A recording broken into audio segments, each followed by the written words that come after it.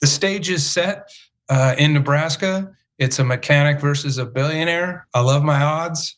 I've done it before. I'll take them on all day long. So a guy who's a mechanic who led a strike against Kellogg's is the fake guy, and the billionaire boy who grew up in a billionaire bubble is the real guy who has almost no donors other than corporate donors. That's the real guy. Come on, okay, these guys are a joke. So this show in particular, Revolution on TYT Network, is about bringing the entire country together and crowdsourcing a revolution, left, right, and middle. And our next guest is perfect for that. Dan Osborn is running as an independent for the Nebraska Senate seat. Dan, welcome, brother. Thank you, Jake. It's good to see you again. Good to see you. So, how do you run as an independent? Because the Democrats are going to say you're not good enough because you're not a Democrat. Republicans are going to say the same. So, how do you thread that needle? Yeah, well, I first of all, I think the two-party system seems to cater. I love football, so I love football references. Yeah, they seem to be operating in their end zones when I think most people really are within the 40-yard lines. But to run as an independent, I think every state's a little bit different. But here in Nebraska, I don't have to primary. I have to get 4,000 signatures. Spread out evenly between the congressional districts here, which there's 3 of them, to get on the ballot. So ultimately, that's the meat and potatoes of running as an independent outside the two-party structure. Yeah, so running as an independent is usually difficult, not just for that reason, but also because of structural reasons, especially for the presidency. But for the Senate, it's a little bit more doable structurally. And so, there's something, in my opinion, that's nice about running as an independent. It forces you to care about both Democrats and Republicans, right? And to try to appeal to both. And wouldn't that be amazing if you served all of your citizens? But one of the ways that you show that is through how you message. So I want to actually read a couple of your tweets here and then talk about it. And then later we'll also have some fun. Apparently you ran into Charlton Heston. I want to talk about that and fun stuff like that too. But first, here's the first tweet. You wrote, "There's nothing that pisses me off more than seeing an elderly person far beyond retirement age hunched over and working a cash register at a corporate chain store to pay their bills. This shouldn't be normal in this country." So I'm curious, can you get a sense when you do a post like that on X, is it more left-wingers or more right-wingers who say yes to that, or equal? Man, it's equal. I mean, we all have grandmothers or had, depending on how old we are. I'm not fortunate enough to have my grandparents with me anymore, but I mean, you can imagine your aging mother or your grandmother hunched over a cash register at Dollar General because she can't make ends meet. That's not the world we should be living in one of the richest nations in the world. We should be protecting our workers. That's the basis of my campaign. Is I'm unapologetically pro-worker. I'm the billionaires. They're going to be fine, but no, yeah. So that does resonate with a lot of people on both sides. Yeah, so I'm going to read another one here because it's going to lead to a much broader conversation about a fight against corporate power in Nebraska. You wrote, "In 1970, cattle ranchers earned 70 cents of every consumer beef dollar. Today, they just get 30 cents. Where did the other 40 cents go? Straight into the pockets of JBS, Tyson, Cargill, and National Beef. The big 4 are robbing ranchers blind while consumers pay record prices. Both sides are getting screwed except a monopolist in the middle." So Dan, there's 2 parts of that that's really interesting. So first of all, of course, that's just a fact. So there's no question about that. But number 1 is the phenomenon. Number 2 is the cover up, right? So in terms of the phenomenon, it's funny, I went for a ride with some ranchers, I forget, it was a year ago or 2 years ago, and they told me this same exact thing. They said, hey, the problem with the ranching these days is that we're just not getting any of the profits the big 4 are. So for those who are unfamiliar with it, tell us how that worked, and how do we get from 1970 to here in that particular industry? Yeah, well, I think you'd have to go back to the turn of the century in the 1900s, when the Packers and Stockyards Act of 1921 was passed. So at the turn of the century, the packers that started to form a monopoly. There was 5 of them, and they controlled the entire industry, from the transportation to even the newspapers that reported about them. And they really consolidated the industry. So the producers were getting screwed, the consumers were getting screwed. And so the President Woodrow Wilson stepped in and said, you know what, enough of this. We're going to break up these monopolies. So they did. With the Packers and Stockyards Act, and through a lot of other antitrust legislation, as well as Teddy Roosevelt was involved in that. And so they started to break up. Well, then they started to reconsolidate after, I suppose it was around 1980, they started to consolidate. So fast forward today, there's 4 of them, right? And 2 of them that you named are foreign-owned entities, which shouldn't be possible, especially when you're talking about our food source.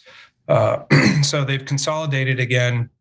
They control the inputs for producers, whether you're a row crop farmer or whether you're a rancher. They control the inputs that the farmers buy from, and they control the outputs that the producers sell to. So the people who are farmers, and 2% of them, 2% of our population feed the rest of us. That's a problem. We got to keep them profitable. And again, it's the monopolies making the money, while us, the consumers and the producers, are getting screwed over, quite frankly. So Dan, the way that I see this is corporate rule is squeezing us all, right? It's like that trash compactor in the original Star Wars movie. The walls are closing in on us. And it makes sense. Corporations eventually, especially if they can buy off our politicians, will have enough power to squeeze us to the point where we are at a minimum viable state. We could barely survive because they're going to take every red cent they can. Their imperative is to maximize profit. And you gave a really interesting example there of Woodrow Wilson, the president of the United States, stepping in and protecting American citizens. But that doesn't happen anymore. Our politicians work for them, not for us. And of course, money in politics is rampant, and corporations have totally taken over. So what's so frustrating to me, and I'm curious as an independent how you feel about this, is it seems like neither the Democrats nor the Republicans ever talk about this, and neither does the media. That mainstream media actively covers up the largest phenomenon there is, because it isn't just about beef packing. Are you kidding me? This applies in every industry. They're squeezing the life out of all of us. So what do you think is the #1 problem causing this, both in politics and media? Well, I think you hit the nail on the head. I think it starts with campaign finance. Robin Williams, the late comedian, said it best, that our politicians should be wearing NASCAR jackets with patches of their sponsors, so we know how they're going to vote, right? And every industry, almost every industry in this country, has been consolidated all the way down to our youth sports, which is insane. Whether you're talking about ag or healthcare or even single family homes, like it's getting out of control, and they're doing it wide out in the open right now. Like Tyson, for example, closing a meatpacking plant here in Nebraska and Lexington, 3,000 workers losing their job in a town of 11,000, and they just settled a lawsuit for price manipulation, market manipulation, for $82 million. And they're doing it out in the open. They don't care, because they're the ones who can afford to buy a senator. So that's where I think the root cause is. That's where we have to start. We have to clean up our elections, and we have to clean up the amount of money. It shouldn't cost $100 million to run for U.S. Senate per candidate, mind you, in Ohio, Texas, Florida, Montana, and $1 billion to run for president. It's out of control.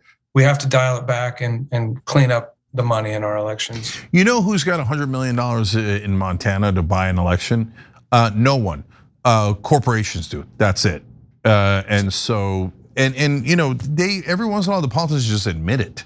There was this speech by a congressman out of Alabama where he said, "Yeah, if you want to buy a committee chairmanship, you have to give $1 million. So who are you going to get the $1 million from?" There's nobody in Iowa or Montana or Nebraska that's got $1 million. So you go and ask the corporation you're supposed to be regulating, and obviously what's unspoken, that's Mo Brooks, by the way, who said that. And of course, you have to make sure you don't regulate them. Make sure they shut down the plant and you don't say anything about it, and then you work for them and not your voters. So I'm sick of it. I love that you're fighting against it. So I want to talk about your opponents in a second too, but how about Kellogg? So back in the day, did you strike against Kellogg?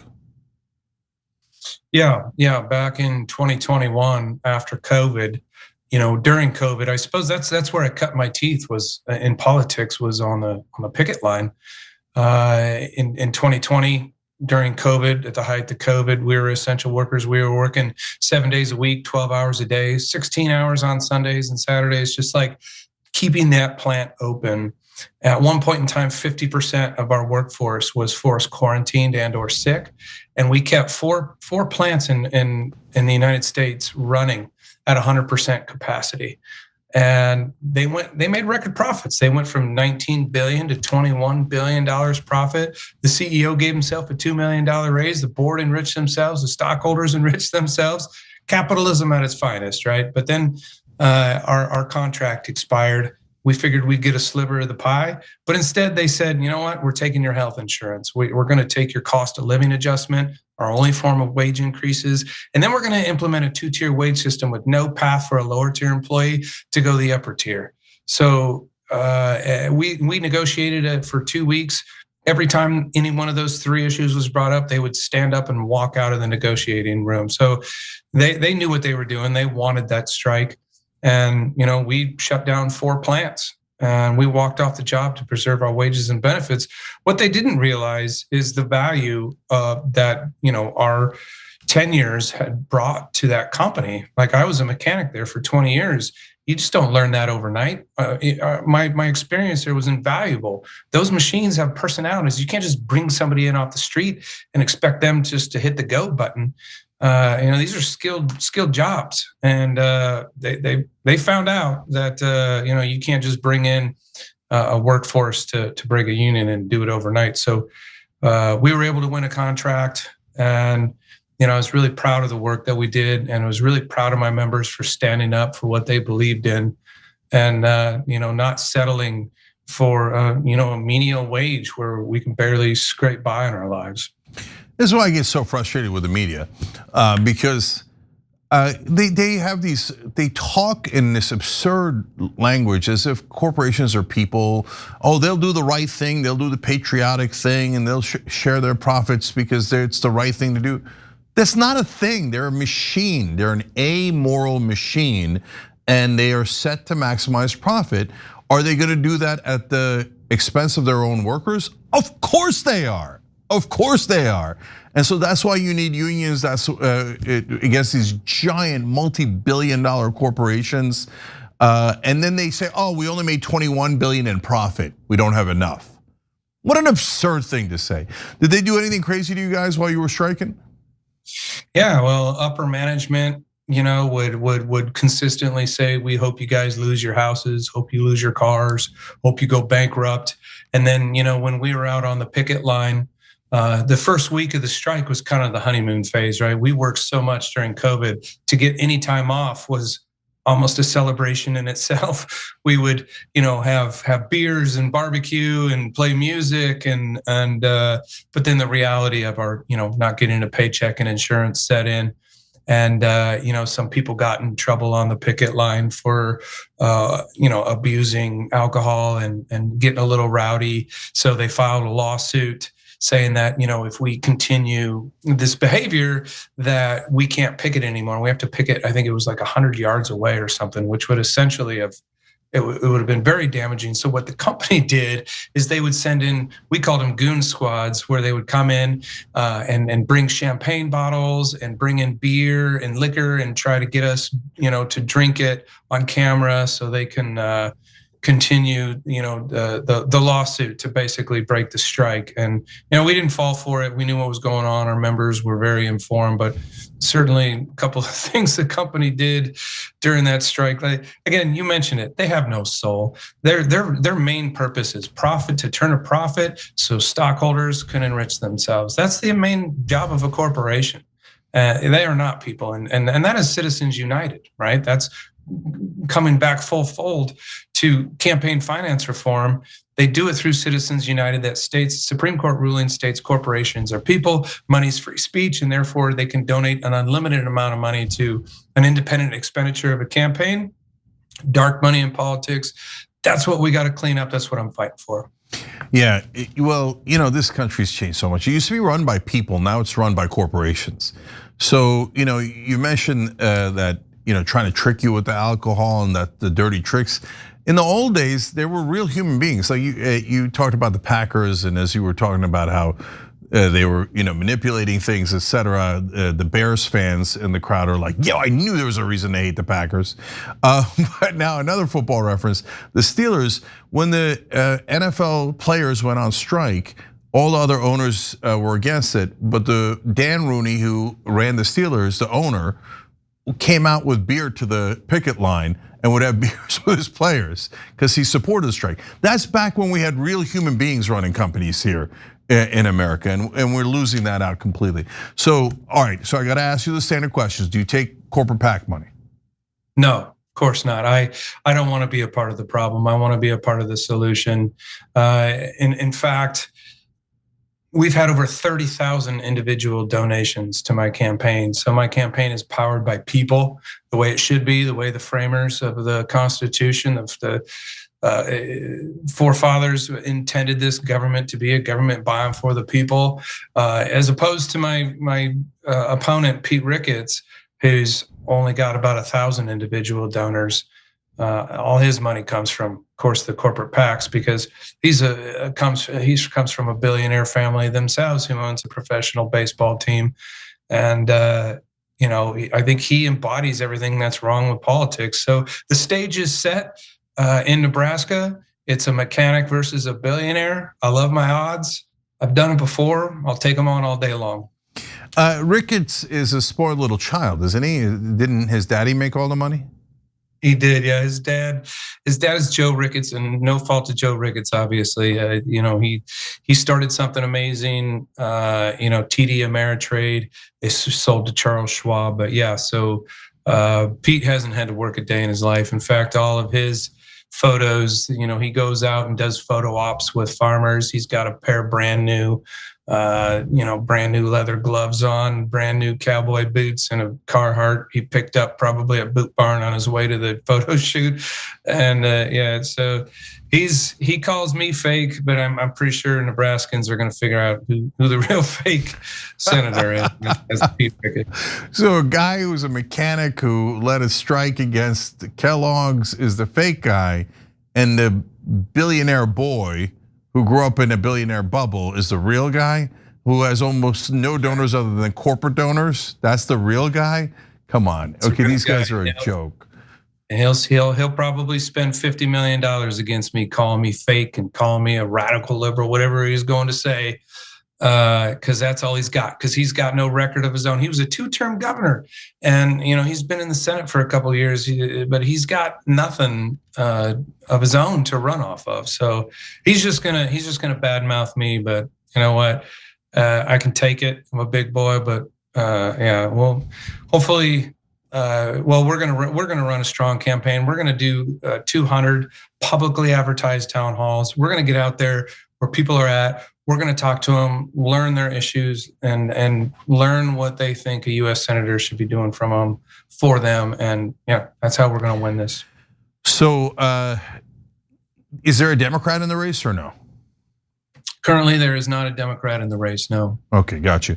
And how about AIPAC money? Do you take AIPAC money?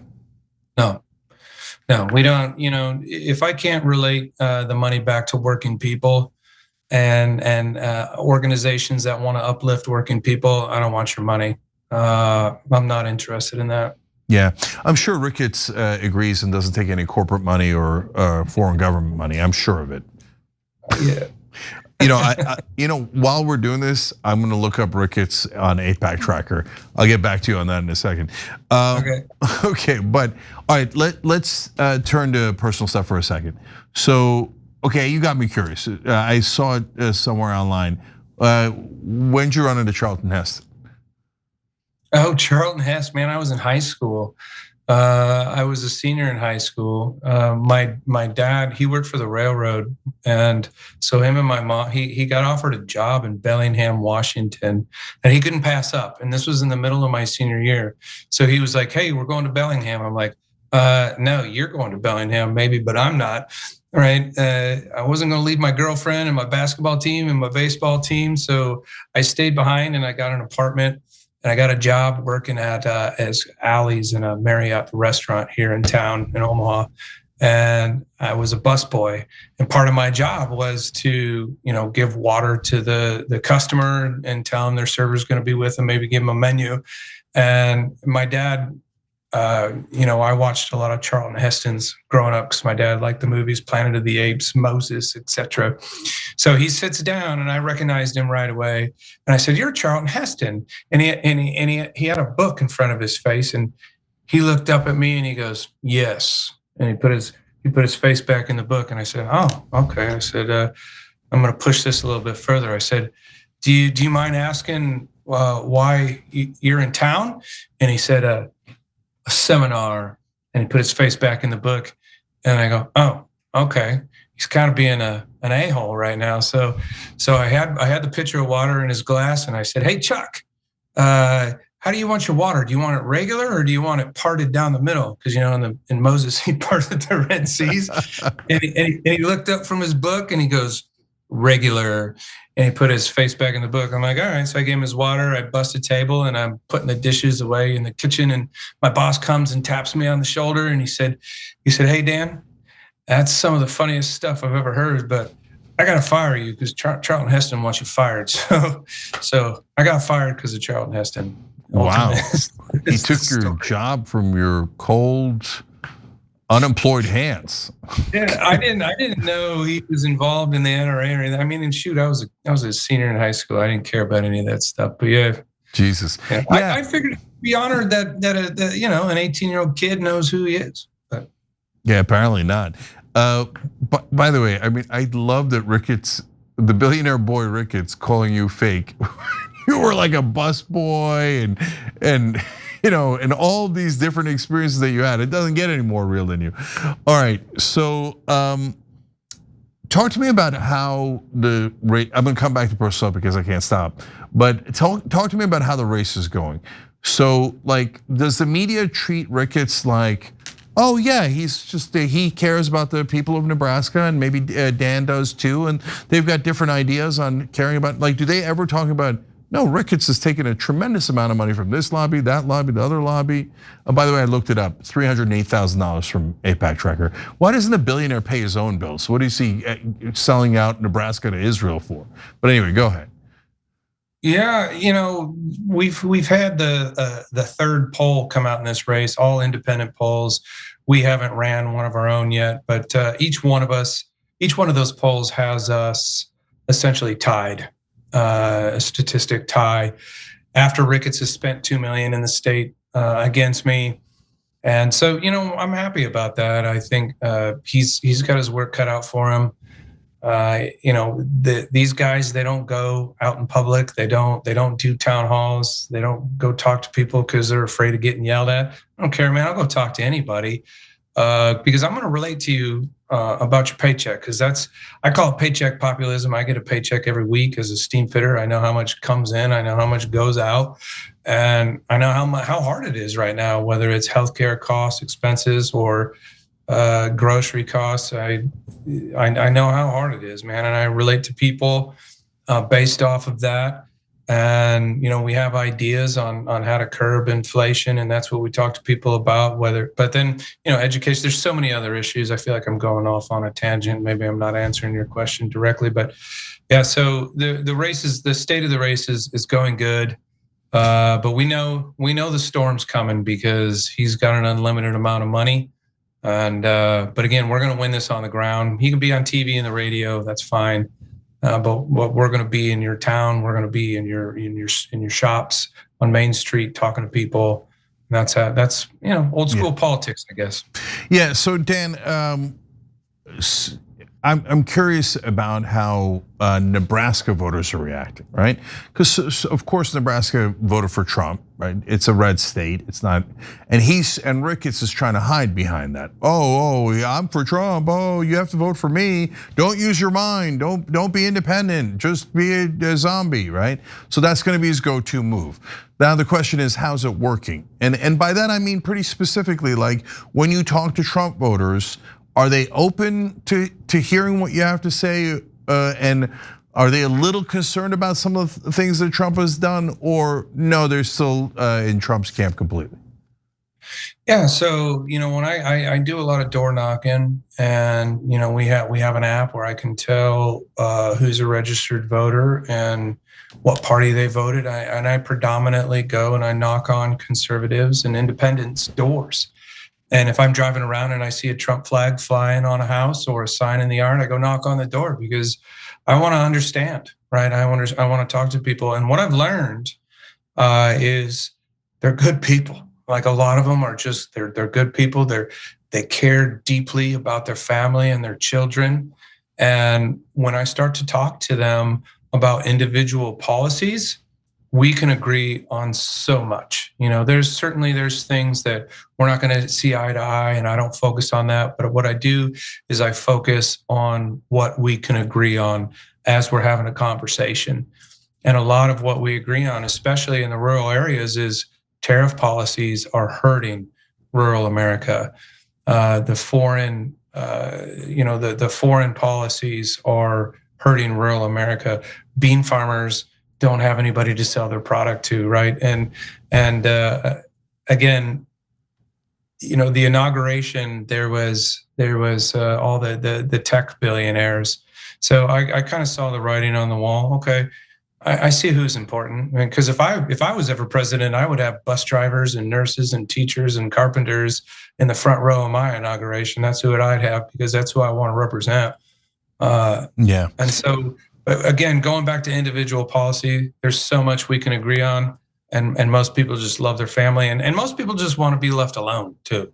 Yeah, so I don't think we agree on everything. I think that's kind of obvious, but my theory is that we actually secretly agree on 70% of issues, but the only reason we don't realize that is because media drives us to hate each other, and they take the most extreme person on the right and the most extreme person on the left, and they go, that represents the other side, now go hate them.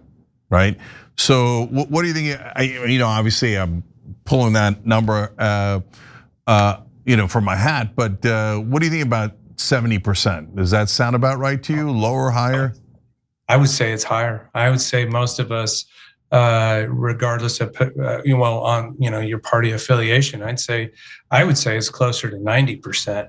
I think if you ask a Democrat what the Republicans believe, they would come up with the whatever media outlet they watch, and then vice versa with a Republican, they would say the same thing about a Democrat. But as you get into, I suppose, the weeds of policies and education and healthcare and stuff like that, man, we are so closely aligned as people, regardless of our party affiliation. And it's frustrating to try to break through all that noise too, right? Because I have a hard time with media trying to decipher what's real, what's not real, and as consumers of media, we have to be responsible. But I think ultimately the story is, go talk to your neighbor. If you're watching this and they're flying a Trump flag, go talk to them. You don't have to argue. You don't have to show up defensive and argue, and just talk to them. I think you'll find, if you sit down and you crack a beer and you talk about stuff, you're going to agree on probably 90% of stuff. That's what I found. Okay, well, my sense is that that's about right. I have it a little lower than you do. 90% is very optimistic and wonderful. I hope you're right. But 70, even if I'm right, 70% is a giant number. What are we doing fighting nonstop? Why don't we work on the things we agree on first? Which, by the way, I mean, who's in favor of higher prices? No one other than corporations, right? Who's in favor of lower wages? No one other than corporations. So these are the most important issues. And so I'm glad there's independents like you out there that are emphasizing that. But you did mention beer and beans at some point in those answers. And apparently someone on our team has secret intel on your favorite meal according to your wife. So I'm gonna ask you about that. What is your favorite meal? Well, it's got to, hands down, it's got to be a chili dog, man. I fell in love with chili dogs going to baseball games, and chili dogs with cheese and onions, man, hands down, the best meal somebody could eat. You know what I say to that? America. That's right. Right. All right, hope to one day go down to Nebraska and have a chili cheese dog with you. Hey, come to the College World Series. It's a tradition in Omaha. It's a fun time. All right, guys. Dan Osborn's running as an independent in Nebraska, and he's scaring both parties and the media. Osborn for Senate.com, real populist. Osborn for Senate.com. Dan, thanks for joining us, brother. Thank you. Thanks for having me on. No problem.